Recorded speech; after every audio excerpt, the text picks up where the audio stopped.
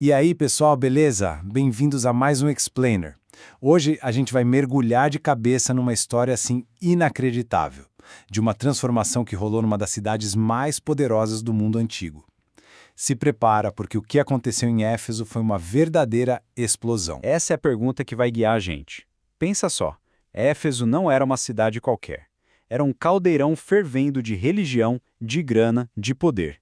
E o que a gente vai ver é um choque de frente entre duas maneiras de ver o mundo. Bora lá entender isso melhor. Então, esse aqui é o nosso mapa. A gente começa entendendo o palco dessa história, a cidade de Éfeso. Depois, a gente vê a chegada de uma fé com uma pegada totalmente nova, os milagres e a confusão que isso causou, e por fim, como tudo isso fez uma metrópole inteira virar de cabeça para baixo. Primeiro de tudo, vamos montar o cenário. Para muita gente daquela época, Éfeso era tipo o centro do universo. Um lugar super vibrante, cheio de dinheiro e, mais importante, mergulhado até o pescoço em rituais e religiões. Tenta imaginar a dimensão disso. Mais de 300 mil habitantes. Gente, para a época isso era uma megalópole, de verdade. Um lugar de muita influência que ditava a moda, economia e, principalmente, a religião de toda a região. E aqui está o coração pulsante de Éfeso. O culto à deusa Diana, ou Ártemis para os gregos, não era só uma religião. Era a base da economia, da identidade da cidade. O templo era uma coisa gigantesca, uma potência econômica que trazia gente do mundo todo. Mas é importante saber que a mensagem cristã não era 100% nova por lá. Antes de Paulo chegar, já tinha os grupos de seguidores de Jesus e até pregadores bem conhecidos, como um cara chamado Apolo, já tinham passado pela cidade. Só que, e esse é o pulo do gato, o conhecimento deles tinha uma peça faltando. Eles conheciam o batismo de arrependimento, mas não a história completa. E é bem aqui que o jogo vira de verdade. O apóstolo Paulo chega e apresenta uma ideia que vai mudar tudo. A parada não era mais só se arrepender do que fez de errado, mas receber poder para cumprir uma missão. Então, para a gente entender a diferença, pensa assim, o batismo de João era o primeiro passo, tipo um símbolo de que você estava mudando de vida e se voltando para Deus. Já o batismo no Espírito Santo, que o Paulo estava trazendo, era sobre ser equipado, era sobre receber as ferramentas, a capacitação divina para viver e espalhar essa fé. É a diferença entre se alistar no exército e receber todo o seu equipamento de combate, sabe? E isso não fica só na teoria, não. Acontece na prática. Paulo encontra um grupinho de uns 12 discípulos, ora por eles e bum! A teologia vira uma experiência real, palpável. Eles recebem o Espírito Santo, começam a falar em outras línguas e a profetizar. A faísca inicial tinha sido acesa. Ok, rapidinho, só para a gente alinhar aqui. Quando a Bíblia fala em línguas, ela geralmente se refere a duas coisas. A glossolalia, que seria uma linguagem espiritual, de oração, e a xenoglossia, que é o milagre de falar um idioma humano que você nunca aprendeu.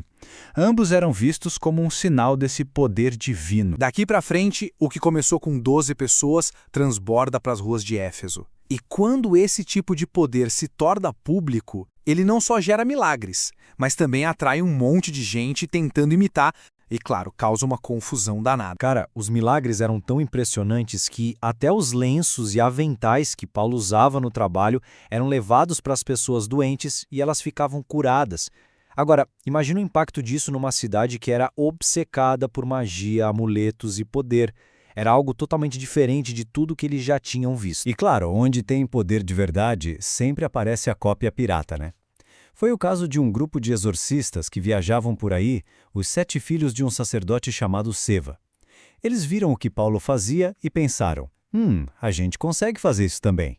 E eles tentaram usar o nome de Jesus como se fosse, sei lá, uma palavra mágica. Só que a resposta que eles levaram foi uau, de arrepiar. O espírito maligno que eles estavam tentando expulsar olhou para eles e basicamente disse: Jesus eu conheço e sei muito bem quem é Paulo. Agora vocês, quem são vocês? Isso deixou claro que não era uma fórmula, era sobre ter autoridade de verdade. O resultado? Um desastre total para eles. O homem dominou os 7 e eles saíram correndo da casa, humilhados, sem roupa e todos machucados. Essa história se espalhou como fogo pela cidade e gerou um respeito, um temor muito grande pelo nome de Jesus.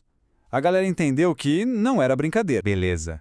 Agora a história ganha uma outra dimensão. O que começou com um movimento espiritual começa a bater de frente com a economia e com a sociedade de Éfeso. A fé não estava mais só dentro de 4 paredes, ela estava mudando a cidade. E um dos momentos que deixou isso bem claro foi uma cena pública impressionante. Um monte de gente que tinha se convertido e que antes mexia com magia, trouxe seus livros caríssimos, pense em livros que valiam uma fortuna, e queimou tudo em praça pública. Foi um jeito de dizer: a gente está rompendo com o passado, é para valer. A coisa esquentou de vez quando a nova fé começou a mexer no bolso do pessoal. Com tanta gente se convertendo, as vendas das estátuas de prata da deusa Diana caíram. Aí um cara chamado Demétrio, que era um líder dos artesãos, viu que o negócio dele estava ameaçado. Juntou os outros e botou pilha. O medo de perder dinheiro virou um tumulto gigantesco que tomou a cidade inteira. A pregação estava ameaçando o ganha-pão e a identidade deles. E olha só esse gráfico, ele diz muito. Paulo não só passou por Éfeso correndo, ele ficou lá por 3 anos. 3 anos investindo, ensinando, cuidando da igreja que nascia ali. Foi um dos lugares onde ele mais ficou, o que mostra o quão estratégica e importante a cidade era. E o resultado final de todo esse drama, de toda essa confusão? Apesar de tudo, Éfeso foi transformada.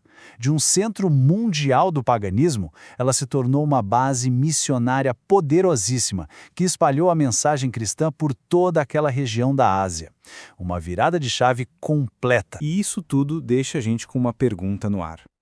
A história de Éfeso mostra como uma crença, uma ideia, tem o poder de redesenhar a cultura, a economia e a vida das pessoas. Se a gente olhar para o nosso mundo agora, quais são as grandes ideias, as grandes narrativas que estão causando esse mesmo tipo de transformação profunda hoje em dia? Fica aí a reflexão. Valeu por acompanhar. Você é professor da EBD? Venha ser membro do canal Descomplicando a Teologia. Toda semana os membros recebem subsídios teológicos, slides, explicação por escrito, dinâmica digitada, plano de aula, videochamada, leitura diária, atividade online e em PDF, mapa mental, grupo VIP, ideias para o encerramento do trimestre e apresentações, simulados, certificados, WhatsApp 73 98141 8544. Pastor Giovanni Santos.